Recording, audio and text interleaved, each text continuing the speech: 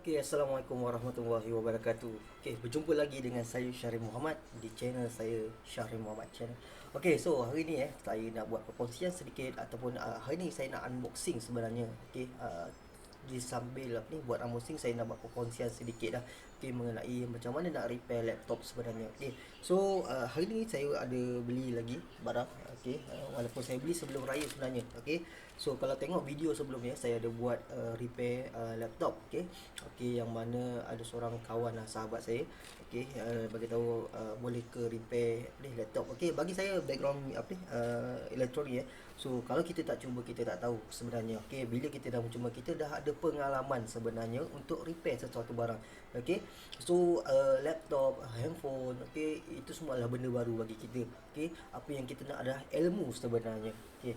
So video sebelum ni saya dah tunjukkan macam mana saya cuba merepair sebuah laptop, okey, Toshiba L745, yang mana kalau kita tengok pada video tu, okey, masalah dia adalah laptop dia cepat panas dan juga selalu shutdown.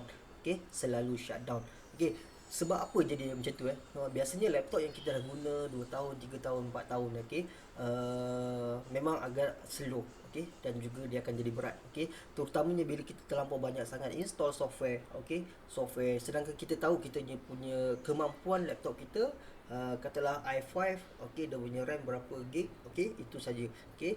So kalau kita install terlampau banyak sangat software dan kalau kita apa ni dah terlampau guna lama sangat kita guna dan kita tak ada buat maintenance. Okey, biasanya user laptop ni dia orang jarang buat maintenance lah. Okey, maintenance yang dipatut buat adalah yang pertama biasanya amalkan ataupun kita selalu praktikkan 3 bulan sekali kita buat disk defragmentor. Okey, yang mana dia akan disk defragmentor ni dia akan susun balik. Okey, kita tahu kita ada hard disk, okey. Sorry. Okey, hard disk. Hard disk adalah sekeping disk yang disusunkan file atas dia. Okey, so bila kita buat transaction ataupun kita ada read and write punya proses, okey, kita simpan data atas disk tu, so dia akan letak merata-rata di atas disk tu. So kita punya apa ni head dia akan mencari file tu, okey, di atas disk tu merata-rata lah. So macam kita tengok kita main CD player ataupun piring hitam dia akan cari kat atas tu. So hard disk kita dia bergerak secara laju dan dia ada satu head atas tu, dia akan cari file kita. Okey, so bila terlampau lama sangat kita guna, okey, file tu dah berterabur di atas tu, okey, so proses untuk cari file tu agak lama lah, okey, sebab tak tersusun. So this defragmentor ni tugas dia adalah bila kita buat maintenance dia akan susun balik semula, okey, supaya ikut turutan dia lah, senang proses untuk mencari file tu, senang sebenarnya. Okey, tapi bukan itu yang saya nak terangkan hari ni. Adalah saya nak terangkan macam mana nak troubleshoot sebuah laptop ataupun laptop yang bermasalah. Okey, masalah yang selalu terjadi adalah laptop selalu shutdown ataupun slow lah. Okey, so sahabat saya ni dia bagi tahu saya laptop dia selalu shutdown ataupun mati sendiri. Okey, so bila saya dapat, saya tengok semula. Okey, yang pertama bila kita buat troubleshooting adalah yang pertama kita kena tengok lah, kita buka, kita test semula run. Okey, yang pertama kita kena test normal Windows. Okey, kita tengok bila kita runkan beberapa software adakah dia akan shutdown. Maksudnya bila kalau tak ada shutdown, mana tak ada masalah lah. Okey, so yang pertama sekali kita akan buka, kita akan servis kipas. Okey, kipas ni memang bermasalah selalu. Okey, sebab kipas yang duduk di bawah prosesor ataupun dalam laptop kita sebenarnya fungsi dia untuk menyejukkan prosesor. Okey, dia akan menyerap haba daripada prosesor. Okey, dia akan blow keluar. Okey, so dia nak maintainkan, dia nak menjaga kita punya prosesor supaya dia sentiasa smooth, okey, bekerja dengan lancar. Okey, so kipas, okey, sama macam kipas shielding bila terlampau banyak habuk dia akan bergerak slow. Okey, kita pun tak rasa, tak selesa, angin tak laju. So bila angin tak laju, kipasnya akan jadi slow. So kadar untuk dia menyerap haba tu lebih slow. Okey, lambat. Okey, lambat dia serap apa, sebab kipas dia jadi berat, jadi slow, dia pusing slow so dia tak boleh nak menyejukkan prosesor. Itu masalah utama, okey, yang selalu berlaku di apa ni laptop. Okey, sebab apa, laptop kita dia punya kipas ni berada di dalam dan di bawah. Okey, so bila kita letak atas meja yang berhabuk, okey, ataupun, dan yang paling penting sekali pantang ni adalah orang yang smoker. Okey, smoker ni dia punya abu dia halus kita tak nampak, so dia akan sedut. Okey, kita jumpa lagi. Okey, so masalah kipas ni bila terlampau banyak habuk, okey, terutamanya smoker, habuk kecil ataupun abu rokok tadi, okey, dia akan disedut Okey, disedut. Kipas ni sebenarnya dia akan sedut angin daripada luar. Okey, dia sejukkan proses dan dia keluar, dia blow semula keluar. Okey, so habuk tadi dia akan sedut, dia akan melekat. Okey, dan kalau kita tengok biasanya saya buka laptop lah, memang penuh habuk lah, terutamanya kalau smoker. Bukan setakat dalam motherboard, dekat keyboard tu sendiri penuh dengan habuk. Kadang-kadang keyboard kita boleh bermasalah. Okey, biasanya caps lock ataupun ada certain key yang kita tak boleh nak type. Okey, okey, kadang-kadang jadi caps lock, sentiasa caps lock sebab habuk dah melekat. So kontak tu tak ada. Okey, dah terhalang oleh dengan habuk.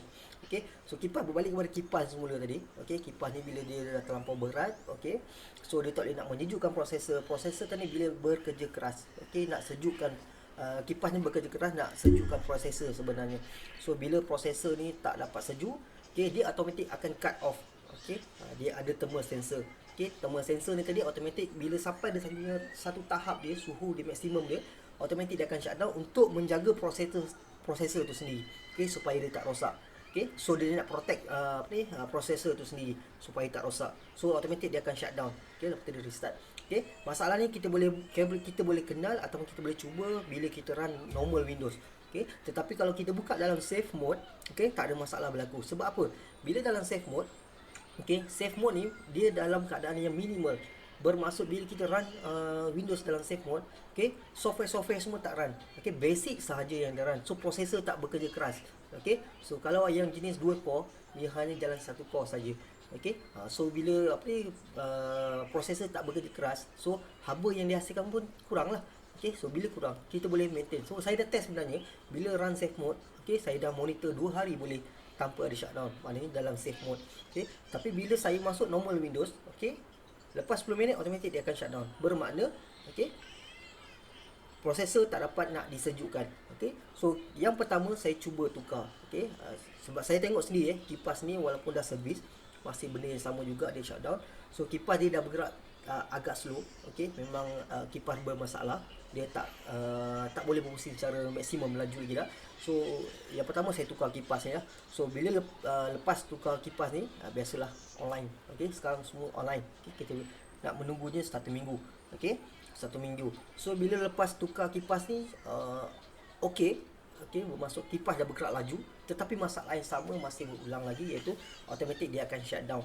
Okey, so hasil daripada pemerhatian saya dan juga perkongsian daripada rakan-rakan YouTubers di Indonesia yang mana banyak membaiki laptop jenis L745 ni, okey, Toshiba ni.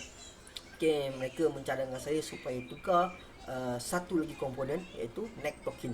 Okey, pada permulaannya saya agak pelik lah, neck token, apa benda neck token ni? Adakah ini sebagai token? Oh tidak. Okay, sebenarnya neck token adalah brand. Neck tu adalah brand NEC. Okay, NEC. Token tu adalah kapasitor. Dia adalah sebiji kapasitor, single kapasitor tentelum. Okay, yang mana kapasitor ni tak boleh nak simpan cas lagi sebenarnya. Okay, disebabkan dah lama. Okay, dah lama. So dia kedudukan di bawah prosesor sebenarnya. So proses nak tukar dia, kita kena cabut prosesor dulu.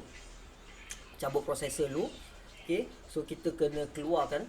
Okay, so that's why bila saya dapat sharing daripada rakan-rakan di YouTube, rakan-rakan YouTube daripada Indonesia. So saya terpaksa beli ni lah. Okay, soldering reward station ni.